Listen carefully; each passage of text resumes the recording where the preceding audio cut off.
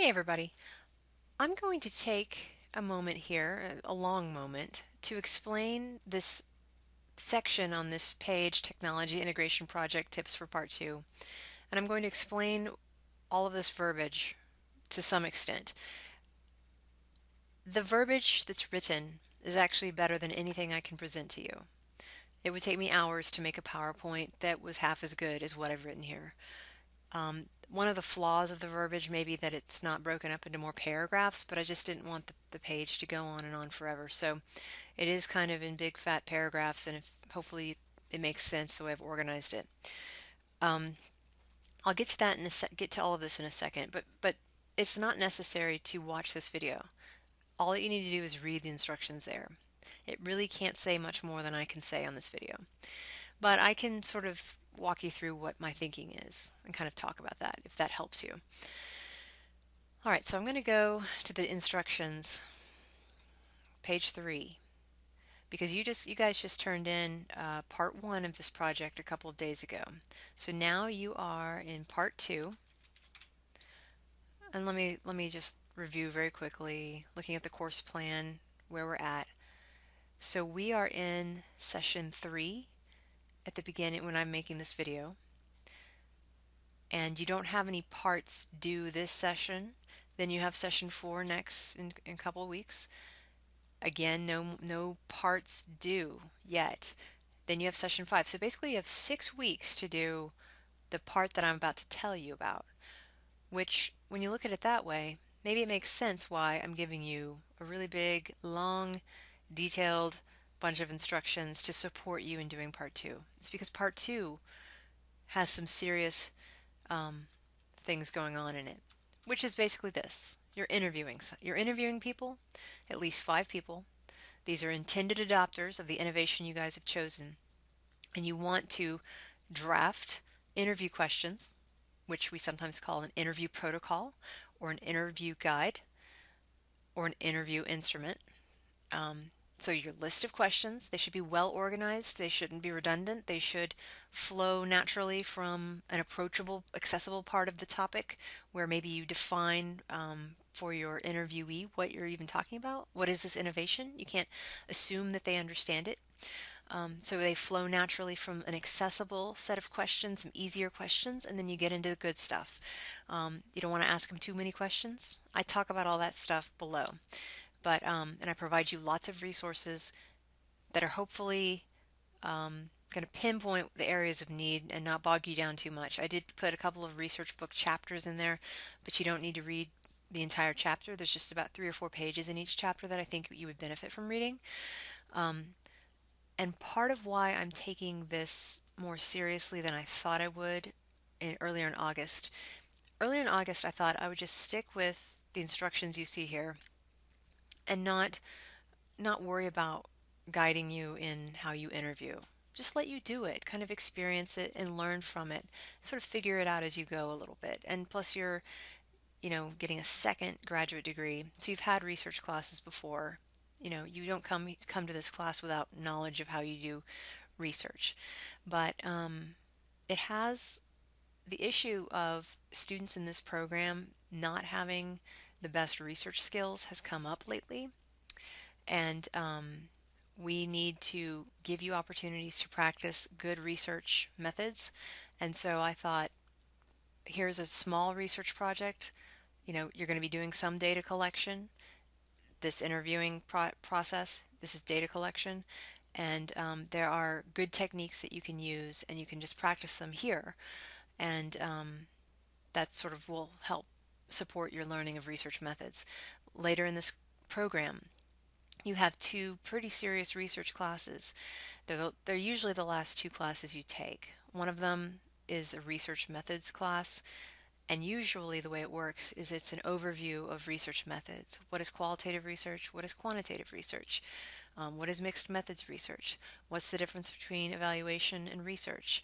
And you do all these different activities to kind of teach you the basics of qual and quant, and that's the first class. There's a lot in it. It's usually pretty overwhelming, and And then the second class that follows that usually is the program evaluation class. And that's where you actually use the research process to plan and implement a program evaluation. And program evaluation methods are the same, they use the same methods as research, what we call research. But what you're doing in it is the focus is a little bit different from research. You're evaluating a program formatively or summatively. And those are two pretty serious classes. So anytime you can actually practice good research methods in this program before you get to those two classes, the easier it's going to be when you get there, and the more fruitful you'll be as you work through the projects in those classes. Um, because the critique has been aired about students in this program sometimes struggling with research, I asked our research faculty member to give me her research modules. Now I'm going to take a quick side trip and tell you about those. If you go to the table of contents and you go down to Basics of Educational Research, there are 40 things in there made by Professor Chumney on these topics: sources of knowledge, scientific inquiry and educational research, etc., etc. I'm not going to point you to any specific ones for this project simply because none of them are going to help you with the nuts and bolts of what I'm asking you to do. But these things are sort of the rules by which we conduct research, and there are some helpful things that would help you with your project and you probably already know a lot of this stuff. But again, if you don't, I urge you to actually work through this stuff. And I think I told you already, but I will let you stay in this class as long as you need to. If you find these modules useful, then you can come back and use them all you want. So I'll keep the class open as long as I'm able to.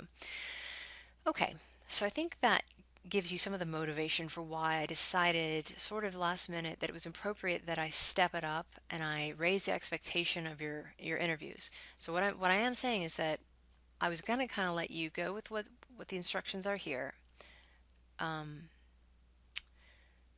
and just see how you did based on the knowledge and skill that you already possess, which I'm sure is a lot. Um, but I would like for you to kind of be aware of some interview rules to follow, and that's what this is about. So let's see if I can get through this in under an hour.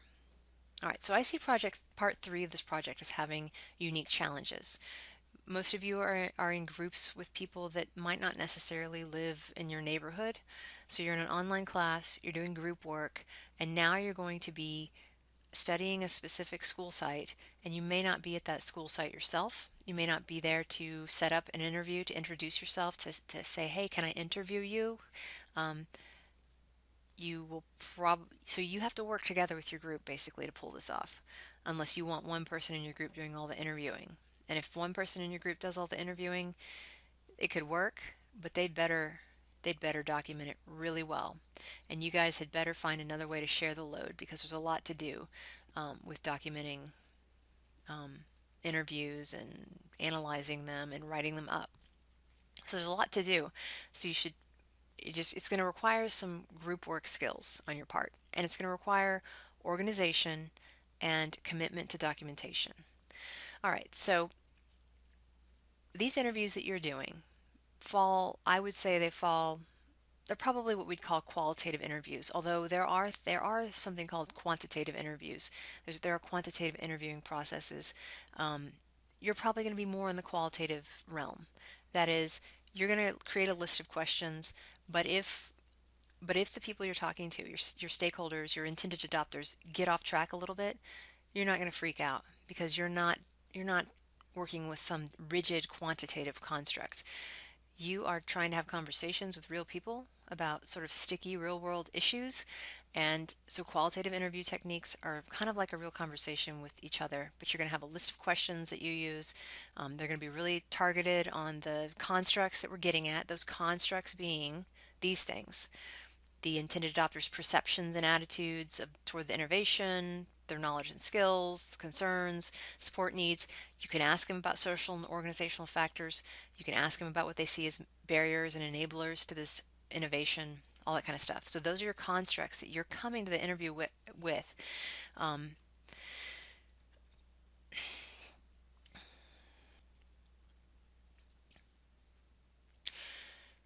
So back to the idea that you're doing qualitative research. Qualitative research is a very valid form of research that, even though a lot of the time the research that gets funded is quantitative, at least in the past 20 or so years, there's an increasing appreciation for qualitative techniques, and practicing interviewing and pulling meaning out of it's actually a really great experience, because chances are you're all going to interview people for your program evaluation project.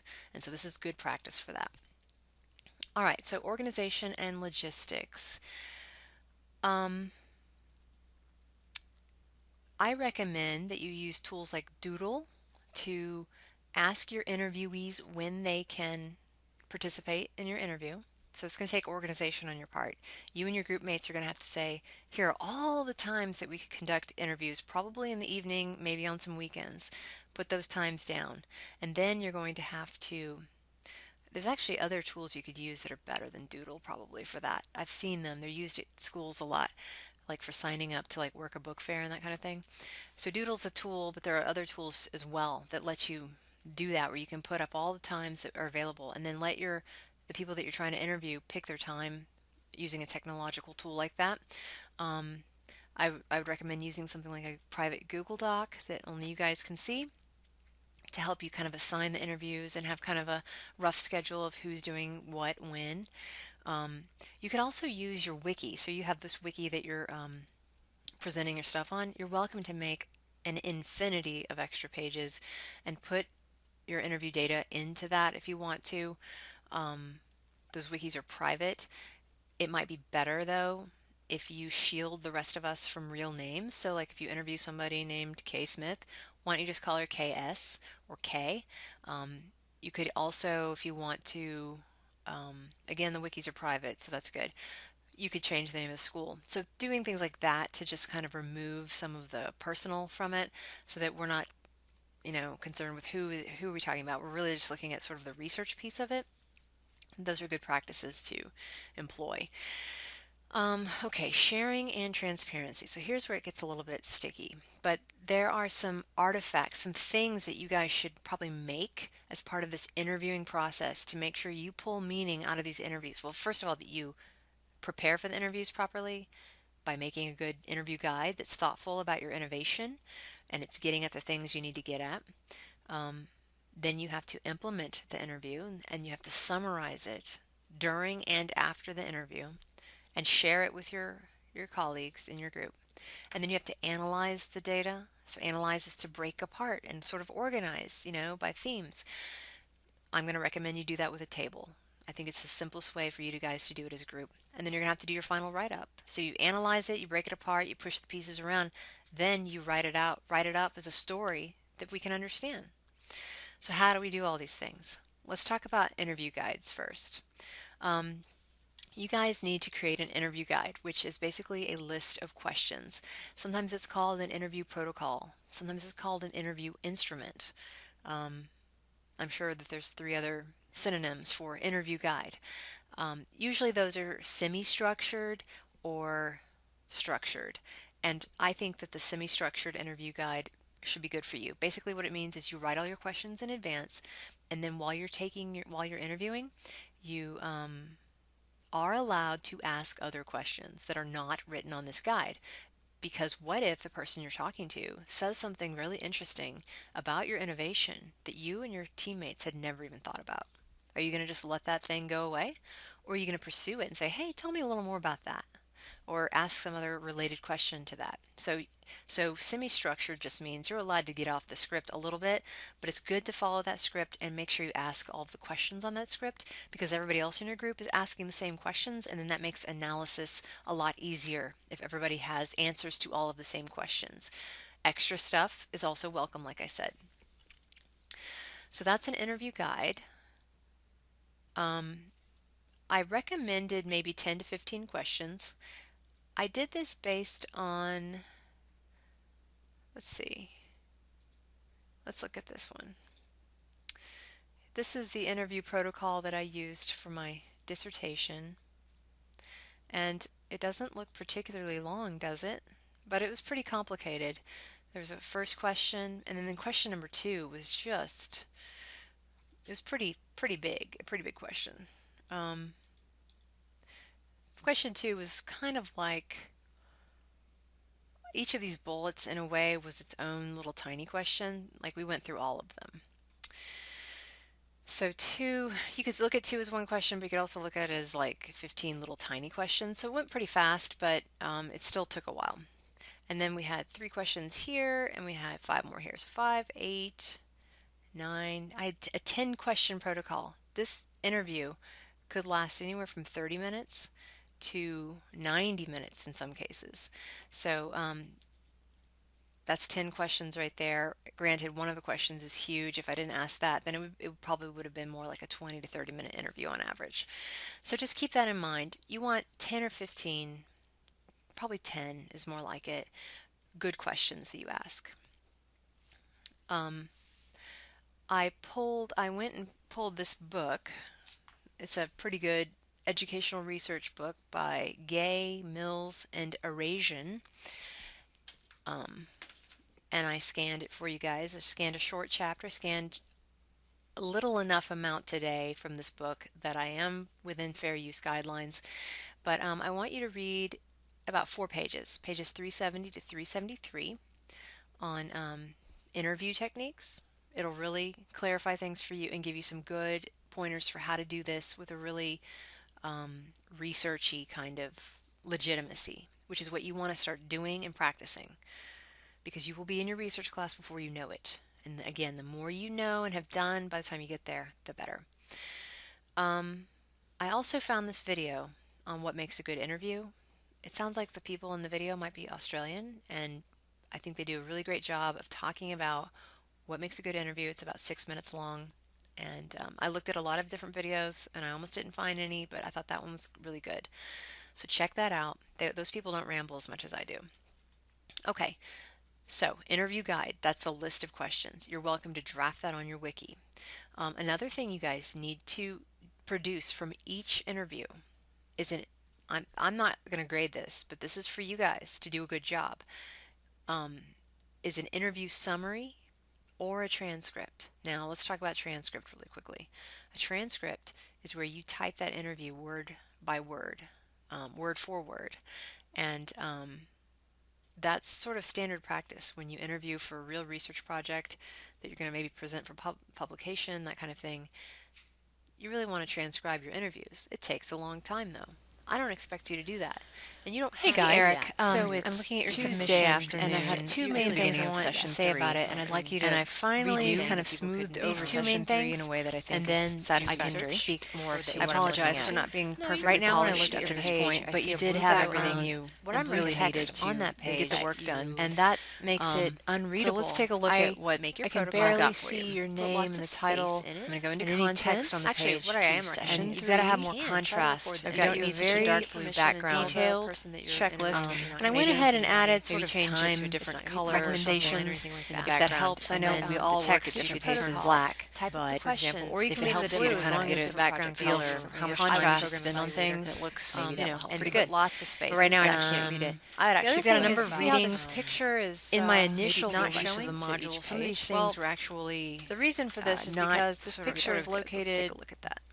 presented as optional. Might be enough space. And the only way to make it show here is if what I have you do put all your I files write a into lot one of diffusion folder simulation notes game when I should be interview optional. people. I would look at where I think your it'd be a go great page, learning look on your experience if you desktop, like simulations. and that it's a good should be enough. hands-on experience of Make sure actually that using an innovation. scroll. But you The could way I would actually do it spend I would 20 open up hours on it, Dreamweaver, and you and I need would to spend save 20 my hours on all this project other as. stuff. So So it's it's not not a priority that you play that game. check out that example. But at the same time, if you learn well through simulation games, you should check it out. You're And I would interviewing, save as into a it new looks like it's folder flash that based, you so put it may not desktop, work well so that on your the Dreamweaver Dreamweaver project project is on interviewing. Mac. It's a good But idea. I I'd be curious would to know if it works for you Mac actually users. read through all your notes. So and move there's some readings you want to do, and you definitely want to take image a quiz that you when you're are done with using that. And is I've in sent that that quiz folder. 30 minutes And if later. it's Have not two in there, chances you on need it. to physically You're going to create an infographic, You're going to have and flaws. then It's make tied sure that to the the link to innovation the that you project. and your group mates Because you'll be like, are oh yeah, I working forgot. on. I started writing this thing, and then I do want you to do the infographic individually. That means that you're all going to